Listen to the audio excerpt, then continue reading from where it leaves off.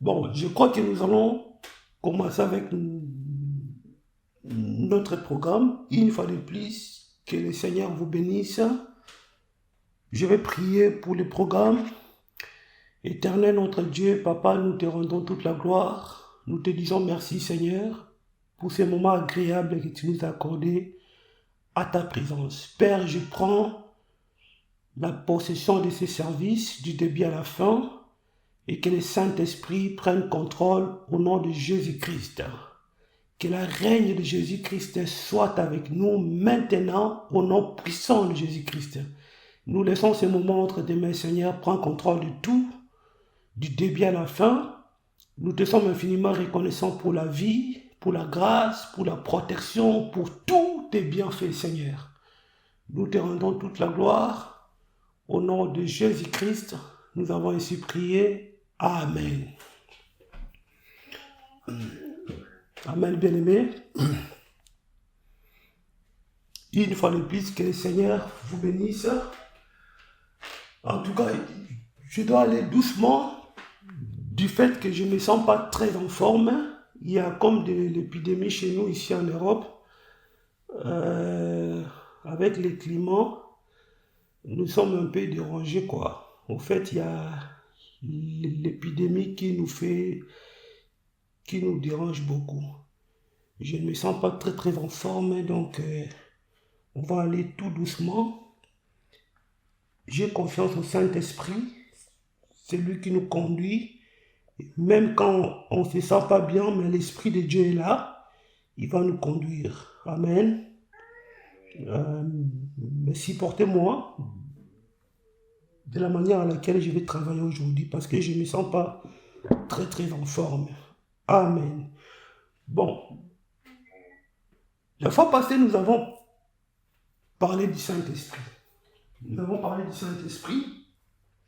Et par la grâce de Dieu, je vais essayer de continuer un tout petit peu par rapport à ce message. En fait, je parlais du rôle du Saint-Esprit. Et puis, je vous avais dit, c'est quoi le Saint-Esprit? J'avais essayé de définir le Saint-Esprit, la personne du Saint-Esprit, et puis j'ai parlé un tout petit peu le rôle que fait le Saint-Esprit en tant que chrétien dans notre vie.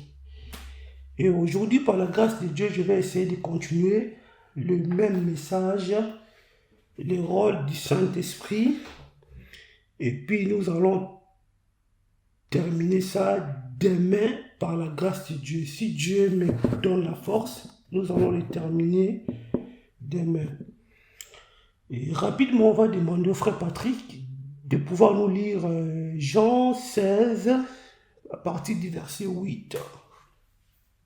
Frère Patrick, s'il vous plaît, Jean 16 à partir du verset 8. Je lis au nom du Seigneur Yeshua. Jean 16, verset 8 dit ceci.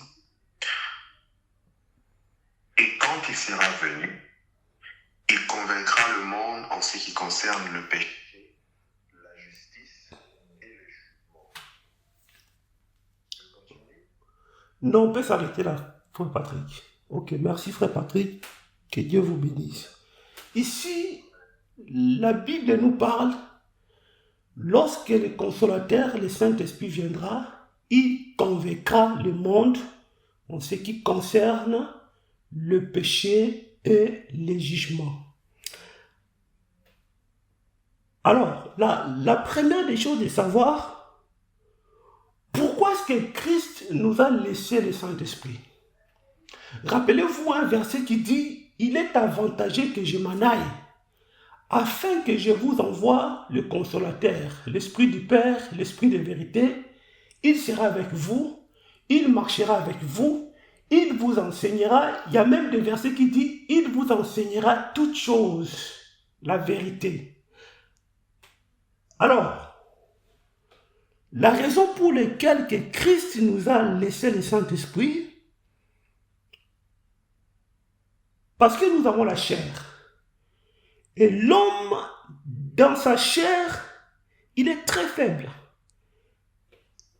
C'est comme j'ai dit la fois passée que l'homme est faible face aux esprits, face au monde, aux batailles et à sa propre chair. Parce que la chair est remplie des impulsions. La chair est remplie de désirs. La chair n'aime pas les choses de Dieu.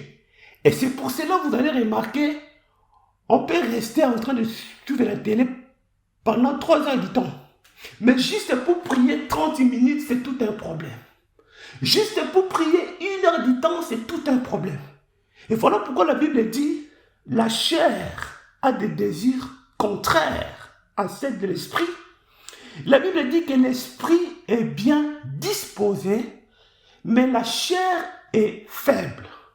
Alors, Christ nous a donné le Saint-Esprit, il nous a fait le don du Saint-Esprit, de pouvoir nous donner la capacité de marcher avec lui dans la vie chrétienne, parce que, en tant qu'humains, sans le Saint-Esprit, nous serons limités. Alors, le Saint-Esprit est donné pour nous aider. Le Saint-Esprit, il est l'aide. Il vient pour nous aider là où nous sommes incapables, là où nous sommes faibles. Amen. Est-ce qu'on peut dire Amen?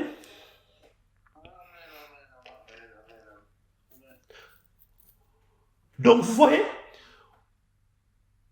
au fait, la présence du Saint-Esprit, la personne du Saint-Esprit nous aide dans le marche avec le Seigneur. La personne du Saint-Esprit nous aide dans la vie de prière, nous aide dans beaucoup de choses, même dans le ministère. La présence du Saint-Esprit nous aide dans beaucoup de choses. Alors, la première des choses de retenir, le rôle du Saint-Esprit est pour t'aider. Le rôle du Saint-Esprit, c'est pour te donner la force. Le rôle du Saint-Esprit, c'est pour amplifier ce que Dieu a mis en vous. Par exemple, les talents, et même dans les services de Dieu, le rôle du Saint-Esprit est là, c'est pour nous aider.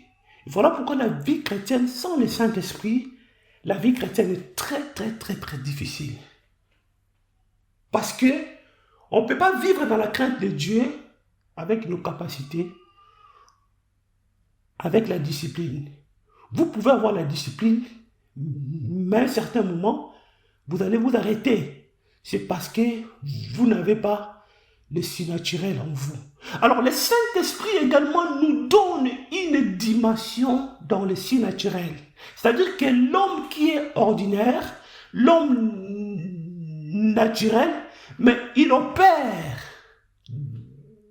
de manière spirituelle parce que le Saint-Esprit lui donne cette capacité-là. Voilà pourquoi vous allez remarquer des hommes de Dieu qui sont utilisés puissamment par le Saint-Esprit, qui font des miracles et le surnaturel se manifeste, qui guérissent des malades, qui font autant d'autres choses. Et ces hommes-là, ce sont des hommes comme nous. Si Dieu leur retire le Saint-Esprit, ils ne peuvent pas agir ainsi. Ils agissent ainsi parce qu'ils ont reçu quelque chose de mystérieux. Ils ont en eux l'Esprit de Dieu en eux. Et maintenant, il y a un problème qui se passe avec les chrétiens, c'est quoi? Beaucoup de chrétiens ont reçu le Saint-Esprit.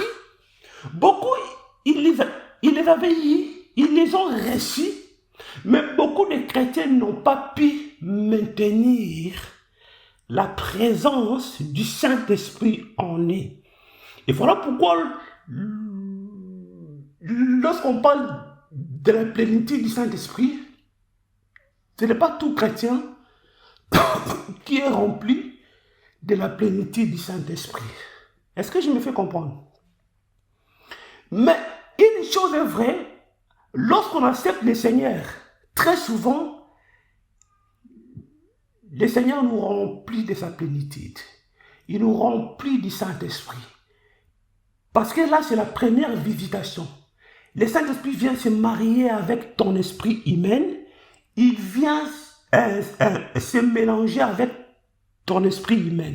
Maintenant, dans le parcours de la vie chrétienne, il y en a qui conservent bien cette présence du Saint-Esprit, mais il y en a qui ne conservent pas cette présence du Saint-Esprit. Maintenant, il se passe quoi? Voilà pourquoi la Bible dit: n'éteignez pas l'esprit, n'attristez pas l'esprit de Dieu. Pourquoi? L'homme également, ton comportement, ta façon de vivre avec Dieu, dans le marche avec le Seigneur, tu peux faire grandir cette présence du Saint-Esprit en vous. Tout comme aussi vous pouvez l'attrister en vous. Et maintenant, il se passe quoi maintenant? Alors, quand quelqu'un reçoit le Saint-Esprit, maintenant, la présence du Saint-Esprit, vous avez la responsabilité de la faire grandir. Et là, nous allons le voir demain, par la grâce de Dieu, comment nous pouvons faire grandir la présence du Saint-Esprit. Vous voyez? Alors, la responsabilité de faire grandir la présence du Saint-Esprit, c'est à vous. Dieu met le Saint-Esprit en vous. Maintenant, vous avez maintenant la responsabilité d'arroser la présence du Saint-Esprit pour la garder toujours intense. Est-ce que je me fais comprendre? Amen.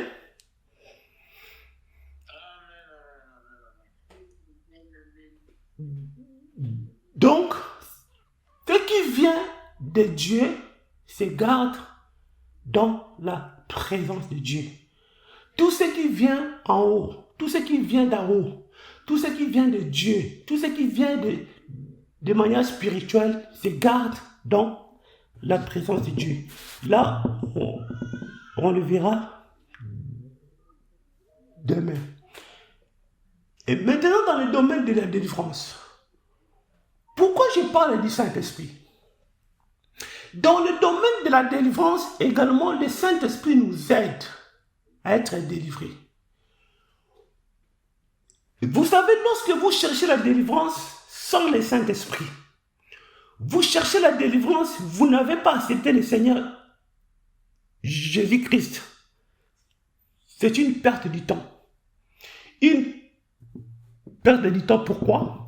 Parce que c'est le Saint-Esprit qui va garantir, protéger ta délivrance. Et c'est lui qui fera que ta délivrance soit permanente.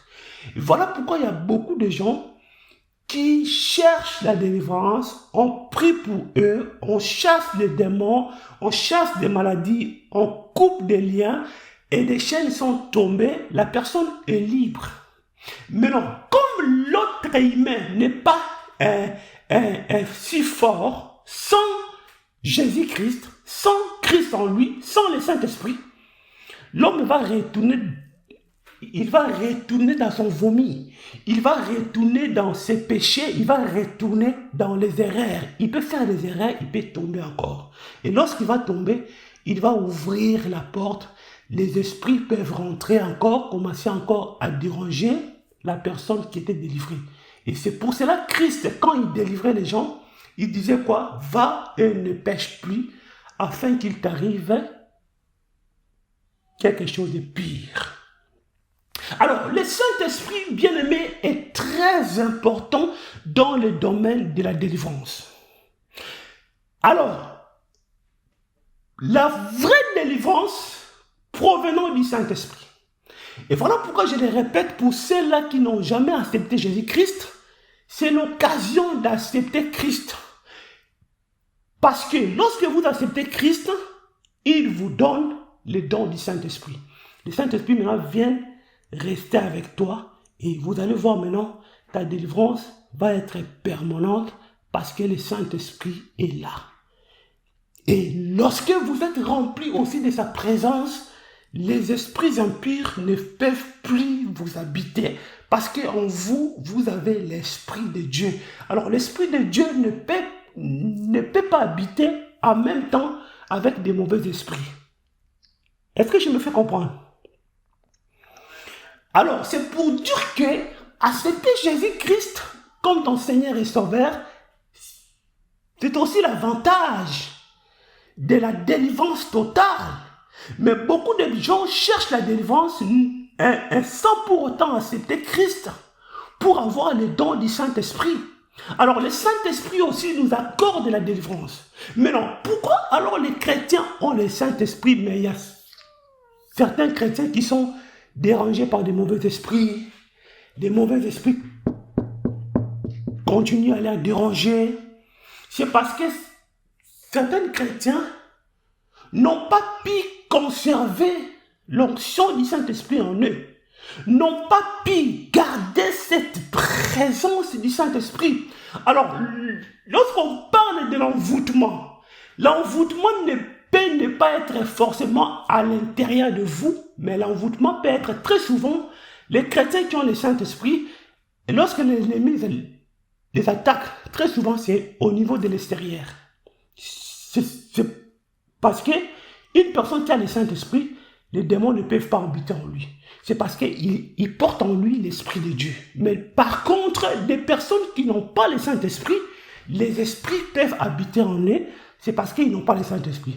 Mais il y a des chrétiens qui sont dérangés des esprits ou des forces des ténèbres, c'est parce que ils ont le Saint-Esprit, mais seulement qu'ils ne sont pas remplis de l'Esprit de Dieu. Lorsqu'on parle de la plénitude, ce n'est pas tout le monde qui a cette plénitude de l'Esprit en eux. Est-ce que je me fais comprendre? Même si nous sommes chrétiens, mais ce n'est pas tout le monde qui a cette dimension-là de la plénitude du Saint-Esprit. Et voilà pourquoi cette dimension de la plénitude du Saint-Esprit est très importante. Parce que plus l'homme est en train d'être rempli de Dieu, plus aussi il y a certaines choses qui vont commencer à te quitter. Il y a des liens qui peuvent commencer à se couper justement parce que tu es rempli de l'Esprit de Dieu. Voilà pourquoi la fois passée, je vous avais dit que nous avons oublié la chose qui fait la force. Alors, le Saint-Esprit est très important dans tous les domaines, et même quand nous cherchons la délivrance. Amen. Vous voyez? Mais le plus grand problème des chrétiens, c'est que les chrétiens n'ont pas pu conserver l'onction du Saint-Esprit, n'ont pas pu faire grandir l'onction du Saint-Esprit. Et là, on va le voir demain. Comment nous pouvons faire justement pour conserver l'onction du Saint-Esprit en nous? Il y en a beaucoup qui ont reçu le Saint-Esprit, mais le Saint-Esprit est attristé dans leur vie.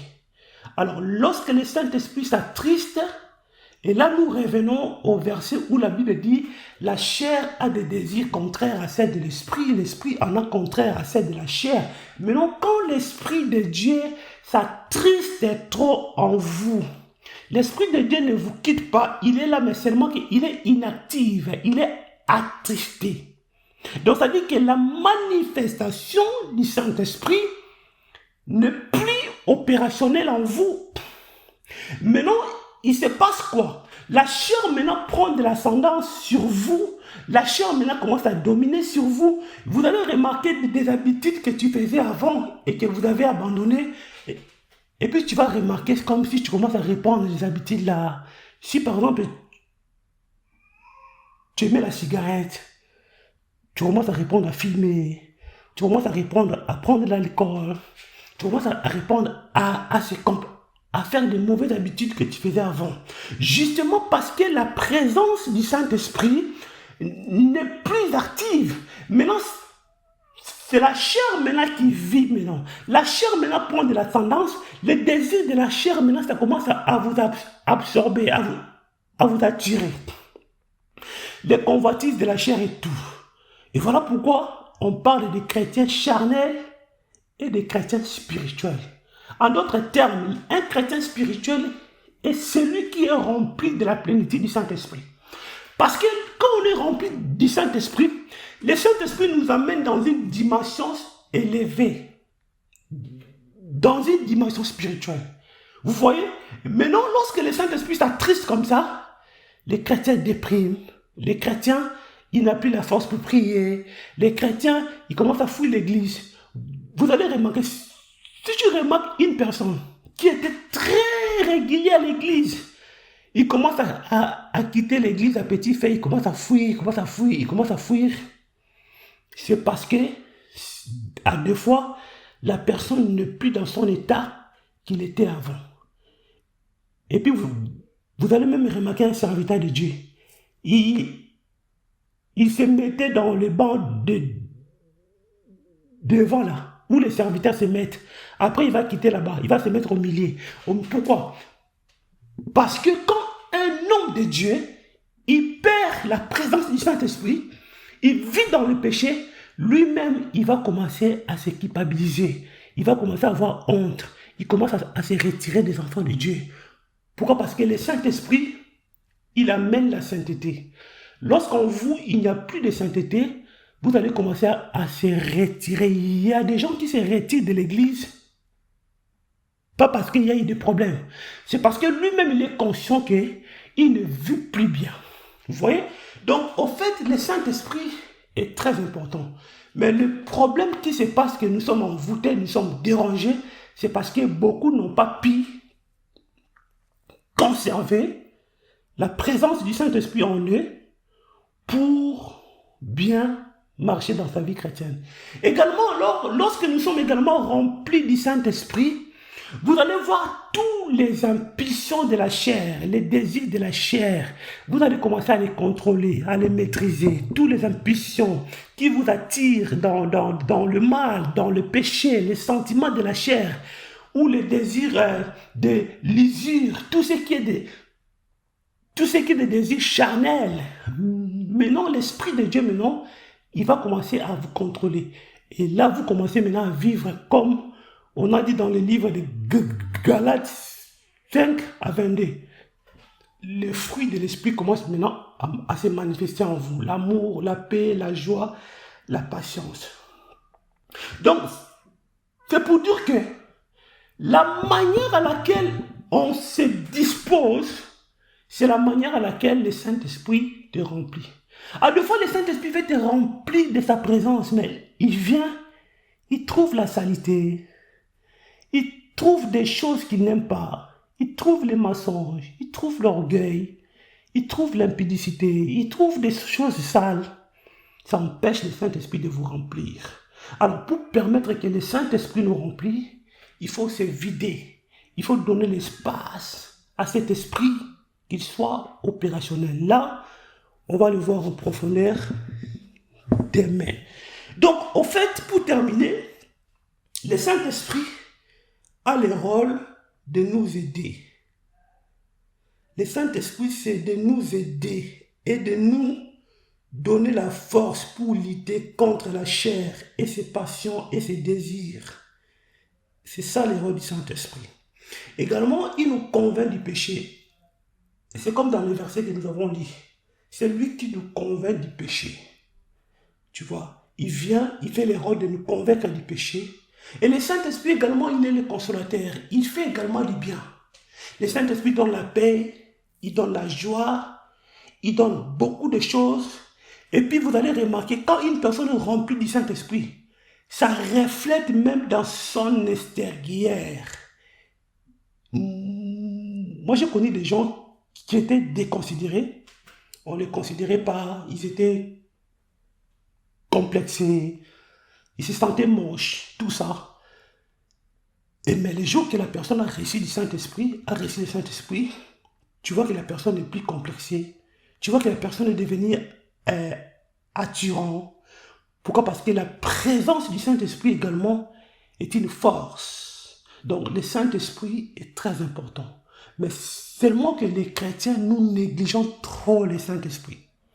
Nous cherchons la délivrance, c'est très bien. Mais nous négligeons la chose qui peut nous donner la force pour que notre délivrance soit permanente, garantie.